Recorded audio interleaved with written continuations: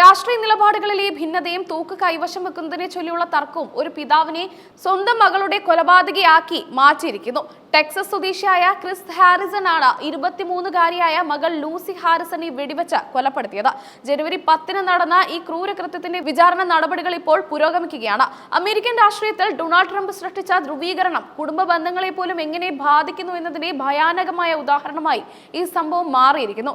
ലൂസിയും പിതാവ് ക്രിസും തമ്മിൽ രാഷ്ട്രീയപരമായ കാര്യങ്ങളിൽ നേരത്തെ തന്നെ കടുത്ത അഭിപ്രായ വ്യത്യാസങ്ങൾ നിലനിന്നിരുന്നതായി ദൃക്സാക്ഷികൾ മൊഴി നൽകി. സംഭവം നടക്കുമ്പോൾ ലൂസിയുടെ കാമുകനായ സാം ലിറ്റ്ലർ വീട്ടിലുണ്ടായിരുന്നു. സാമിന്റെ സാന്നിധ്യത്തിലാണ് അച്ഛനും മകളും തമ്മിൽ രാഷ്ട്രീയ തർക്കം ആരംഭിച്ചത്. പ്രധാനമായും ഡൊണാൾഡ് ട്രംപിന്റെ നയങ്ങളെയും അമേരിക്കയിലെ തോക്ക് സംസ്കാരത്തെയുമായിരുന്നു ലൂസി ചോദ്യം ചെയ്തിരുന്നത്.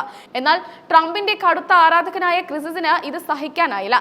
ക്രിസ് വീട്ടിൽ തോക്കുകൾ സൂക്ഷിക്കുന്നതിനെ ലൂസി കടുത്ത ഭാഷയിൽ എതിർത്തിരുന്നു. തോക്ക് കൈവശം വെക്കുന്നത് സുരക്ഷയല്ല, മറിച്ച് അപകടകരമാണെന്നായിരുന്നു ലൂസിയുടെ പക്ഷം. എന്നാൽ തന്റെ അവകാശമാണിതെന്ന നിലപാടിലായിരുന്നു ക്രിസ്. ജനുവരി 10-ന് ഈ തർക്കം അതിന്റെ എല്ലാ പരിധികളും ലംഘിക്കുകയായിരുന്നു.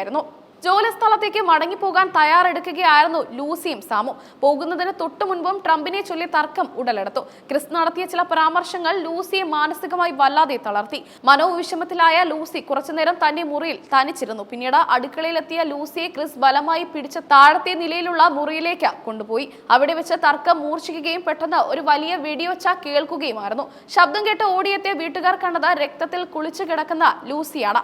ക്രിസിന്റെ കൈവശമുണ്ടായിരുന്ന തോക്കിൽ നിന്നാണ് വെടിയുണ്ട ഉതിർത്തത്.